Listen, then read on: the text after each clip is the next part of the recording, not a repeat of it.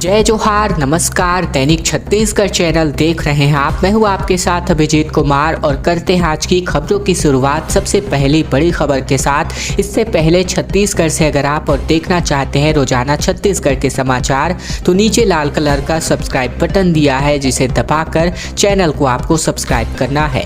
पहली बड़ी खबर, 11 दिन बाद अब जाकर छत्तीसगढ़ आंध्र प्रदेश तेलंगाना मार्ग वापस से खुला। गोदावरी और सबरी नदी का जलस्तर कम हुआ। इधर दंतेवाड़ा में डोमाम नदी अभी भी उफान पर है। 12 से ज्यादा मकान इसकी वजह से ढह चुके हैं। छत्तीसगढ़ के बस्तर संभाग के कुछ जिलों में मौसम विभाग ने भारी बारिश की चेतावनी जाहिर की है, मगर कई जिलों में बारिश फिलहाल थमी हुई है।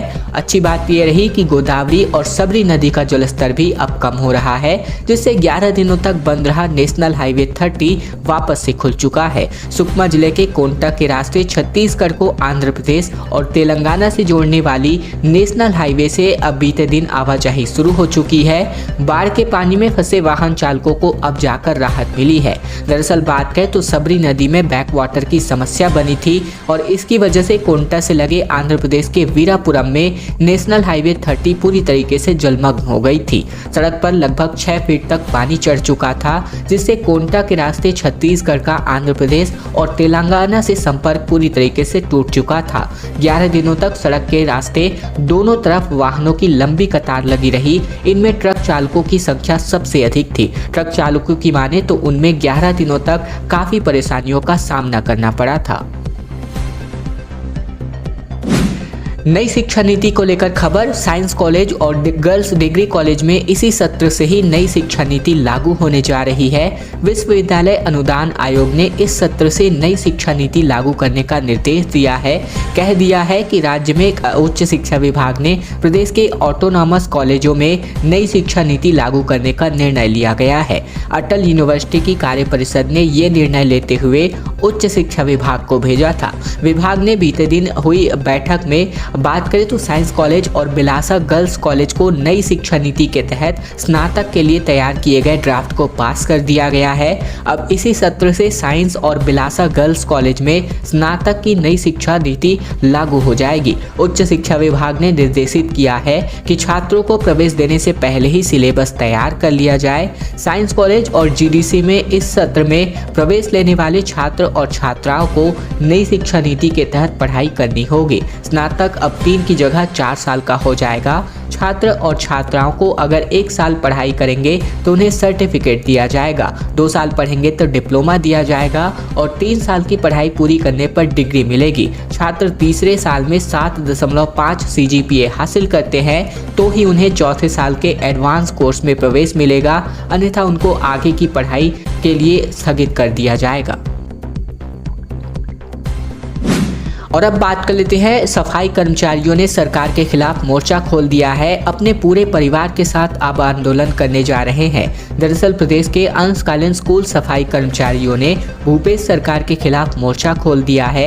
अपनी मांगों को लेकर कर्मचारियों ने अगस्त क्रांति का ऐलान कर दिया है। वहीं इस आंदोलन में कर्मचारी अपने पूरे परिवार के साथ सड़क पर उतरेंगे और अपनी मांगों को लेकर अपनी आवाज बुलंद करेंगे। जानकारी के अनुसार अंशकालीन स्कूल सफाई कर्मचारियों ने अपनी मांगों को लेकर सरकार से गुहार लगाई थी, तो वहीं मुख्यमंत्री भूपेश बघेल के साथ बातचीत बेनतीजा रहा। हालांकि मानदेय में 300 रुपए की बढ़ोतरी का आश्वासन मिला। वहीं इस प्रस्ताव को कर्मचारी संघ ने अपमानजनक बताया, जिसके बाद अब कर्मचारियों ने सीधी लड़ाई का ऐलान किया है। इसके अलावा बात करें तो मुख्यमंत्री से मांगों को लेकर चर्चा के बाद कर्मचारियों ने नाराजगी जताई। वहीं सम्मानजनक मानदेय देने की मांग की। वहीं मांग पूरा नहीं होने पर उग्र आंदोलन की चेतावनी दी गई है। तो वहीं प्रदेश भर के 43,000 कर्मचारी अब अपनी मांगों को लेकर सड़क पर प्रदर्शन करेंगे। कर्मचारी संघ ने बताया कि वे पूरे परिवार के साथ सीएम हाउस का घेराव करेंगे।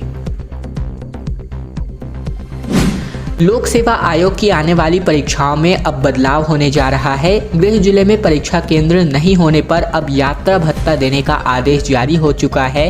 पीएससी ने परीक्षा की तारीखों की घोषणा कर दी है। छत्तीसगढ़ लोक सेवा आयोग ने गृह जिले में परीक्षा केंद्र नहीं होने पर ही यात्रा भत्ता देने का आदेश जारी किया है। गृह जिले में परीक्षा केंद्र नहीं होने पर परीक्षार्थियों को पास के परीक्षा केंद्र तक के लिए ही यात्रा भत्ता दिया जाएगा। पीएससी की प्यून समेत भविष्य में होने वाली सभी परीक्षाओं में ये नियम लागू होगा।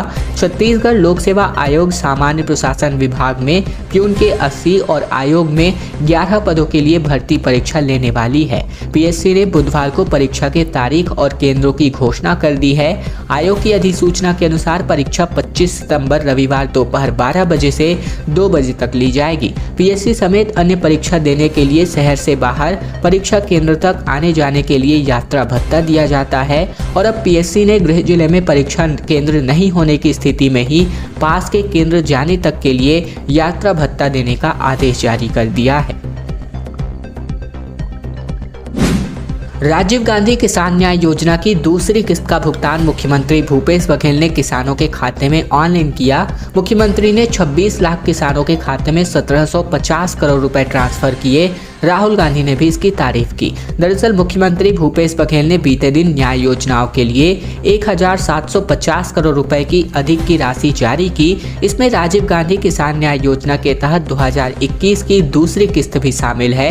पिछले साल की पहली किस्त 21 मई को जारी की गई थी। तो वहीं कांग्रेस के पूर्व अध्यक्ष राहुल गांधी ने मुख्यमंत्री को पत्र लिखकर इस योजना के लिए मुख्यमंत्री भूपेश बघेल और राज्य सरकार की तारीफ की है। मुख्यमंत्री निवास में आयोजित सादे समारोह में मुख्यमंत्री ने राजीव गांधी किसान न्याय योजना की खरीफ वर्ष 2021 की दूसरी किस्त जारी की।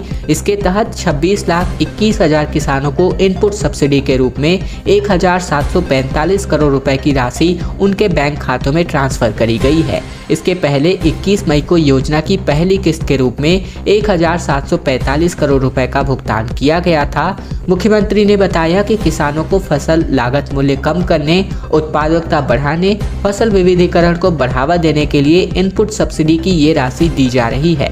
मुख्यमंत्री ने गोधन न्याय योजना से जुड़े लोगों को भी 5 करोड़ 24 लाख रुपए का भुगतान किया। इस रकम से गोबर विक्रेताओं को 2 करोड़ 64 लाख रुपए तथा गौठान समितियों और स्व सहायता समूहों को 2 करोड़ 60 लाख रुपए का भुगतान किया गया है। छत्तीसगढ़ सरकार यूनिसेफ के संग मिलकर के अब जागरूकता अभियान चलाने जा रही है। 50 लाख लोगों तक पहुंचने का लक्ष्य जो है तय किया गया है। छत्तीसगढ़ की राजधानी रायपुर में मुख्यमंत्री भूपेश बघेल के नेतृत्व में छत्तीसगढ़ सरकार और यूनिसेफ नागरिकों के सशक्तिकरण के लिए मिलकर जन जागरूकता अभियान चलाएंगे। इसमें स्वास्थ्य, शिक्षा, पोषण, स्वच्छता और सामाजिक सुरक्षा की योजनाओं पर फोकस होगा। इस अभियान के लिए यूनिसेफ द्वारा सीएम भूपेश बघेल को उनके निवास कार्यालय में 1100 से ज्यादा संचार उपकरण, जिनमें पीको प्रोजेक्टर, ज्यूक बॉक्स और मेगाफोन भी शामिल है, जो सौंपे गए हैं। इन उपकरणों का इस्तेमाल करके ग्राम सभाओं, हाट बाजारों, आंगनबाड़ी केंद्रों से लेकर के स्वास्थ्य केंद्रों में लोगों को उन्हीं की भाषा में ऑडियो और विजुअल के जरिए जानकारी दी जाएगी। इससे अधिक की संख्या में लोग योजनाओं का लाभ ले सके। जहां प्रथम चरण में प्रदेश के 80 विकासखंड के दुर्गम क्षेत्रों में इस अभियान के माध्यम से 50 लाख लोगों तक पहुंचने का टारगेट रखा गया है।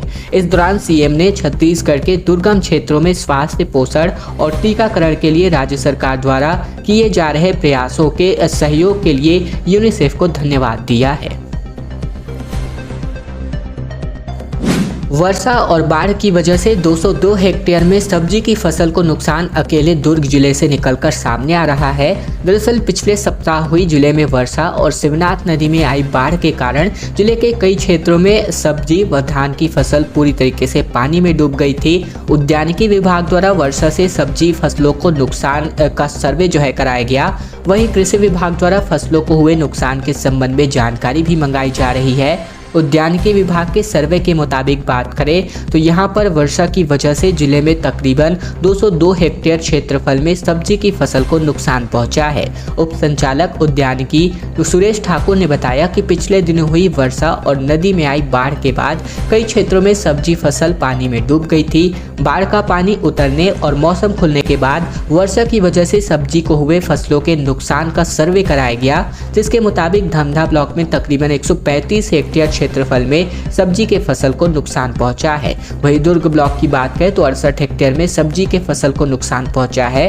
जिन फसलों को इसको वर्षा से नुकसान पहुंचा है उनमें लौकी, केला, पपीता से लेकर बैंगन, बरबट्टी, टमाटर सहित अन्य फसल भी शामिल है। तो वही बात करें तो दुर्ग ब्लॉक में मात्र 53 किसानों की सब्जी की फसल को नुकसान पहुंचना बताया गया है। इसके अलावा बात करें तो यहाँ पर किसानों से हमने बातचीत की तो पता चला कि यहाँ पर उनके द्वारा किसी भी प्रकार का कोई भी सर्वे नहीं कराया गया है। रायपुर में भाजपा वर्सेस जिला प्रशासन की स्थिति निर्मित हो रही है। 1 लाख युवाओं के साथ विरोध प्रदर्शन की तैयारी में भाजपा सामने आ रही है।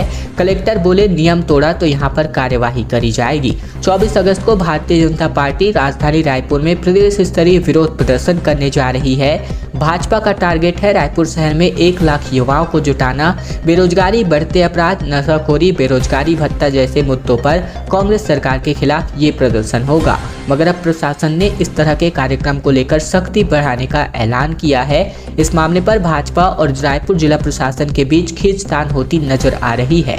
भाजपा की विरोध प्रदर्शन की तैयारी की खबरों के बीच अब जिला प्रशासन ने कमर कस ली है। साथ ही साथ बात करें तो कलेक्टर सर्वेश्वर नरेंद्र भूरे ने अफसरों से कह दिया है कि कोई भी संगठन हो, नियम तोड़ा तो कार्यवाही जरूर होगी। बॉलीवुड की एक बहुत बड़ी जीत हुई है। कुरुक्षेत्र को मल्टीप्लेक्स में अब प्राइम टाइम में शो मिल चुका है। मल्टीप्लेक्स में छत्तीसगढ़ी फिल्मों का लगाना एक जमाने में सपने के जैसा था। इंडस्ट्री ने फिल्मों के प्रदर्शन के लिए कड़ी मशक्कत की थी, तब जाकर फिल्में लगनी शुरू हुई थी। हाल फिलहाल में वहां एक बार फिर से भेदभाव किया जाने लगा था। छत्तीसगढ़ी फिल्म कुरुक्षेत्र के मेकर्स ने इसे गंभीरता से लिया और मल्टीप्लेक्स के मैनेजमेंट से बातचीत की। फैसला ये हुआ है कि अब उनकी फिल्मों को भी प्राइम टाइम में शो दिखाया जाएगा।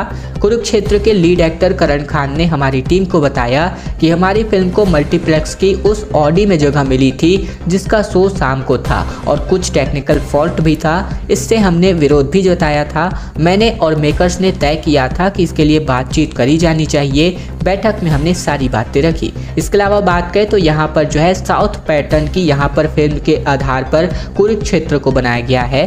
मालूम हो कि कुरुक्षेत्र जो फिल्म का नाम है वो साउथ पैटर्न की फिल्म है। इसकी शूटिंग के लिए एरी एरेक्जा कैमरे से हुई है और करण खान के अलावा दिलेश साहू, पूजा, क्रांति दीक्षित, अजय पटेल, अनिल सिन्हा समेत कई कलाकार इसमें मौजूद हैं। कांग्रेसियों को दिल्ली जाने के लिए 17 बोगी की ट्रेन यहां पर बुकिंग की जा रही है। महंगाई के खिलाफ प्रदर्शन के लिए 2000 नेता कार्यकर्ता दिल्ली जाएंगे। 4 सितंबर को रैली का आयोजन किया जाएगा। छत्तीसगढ़ के कांग्रेस नेता और कार्यकर्ता अगले महीने एक स्पेशल ट्रेन से दिल्ली जाएंगे। मौका है महंगाई के खिलाफ कांग्रेस के प्रदर्शन का। इसके लिए रायपुर से 17 बोगी की एक ट्रेन बुक की गई है। बताया जा रहा है कि इस ट्रेन से 2000 लोगों को प्रदर्शन में शामिल होने के लिए ले जाने की तैयारी है। बढ़ती महंगाई के खिलाफ देश भर में आंदोलित कांग्रेस ने 4 सितंबर को दिल्ली के रामलीला मैदान में बड़ी रैली आयोजित की है। रायपुर के लिए बॉलीवुड एक्टर सोनू सूद का वीडियो मैसेज आया है, जहां पर इनका कहना है कि साइबर क्राइम पर अवेयरनेस जरूरी है। सुनो रायपुर अभियान को इन्होंने सराहा है। रायपुर के लोगों के लिए एक वीडियो मैसेज बॉलीवुड से आया है। एक्टर सोनू सूद ने लोगों से साइबर अपराधों से बचकर रहने की अपील की है। सूद ने वीडियो मैसेज के माध्यम से कहा है कि साइबर अपराध की घटनाएं लगातार बढ़ रही हैं। इससे मालूम हो कि मासूम लोगों को ठगा जाता है। रायपुर पुलिस की अवेयरनेस के लिए सुनो रायपुर की मुहिम कमाल की है। आम लोगों को भी दूसरे लोगों को जागरूक किया जाना चाहिए। जितने भी लोग हैं इस तरह के मामलों के शिकार हुए हैं वे दूसरों को इस बारे में जानकारी दें ताकि दूसरे इस संबंध में ना फंसें।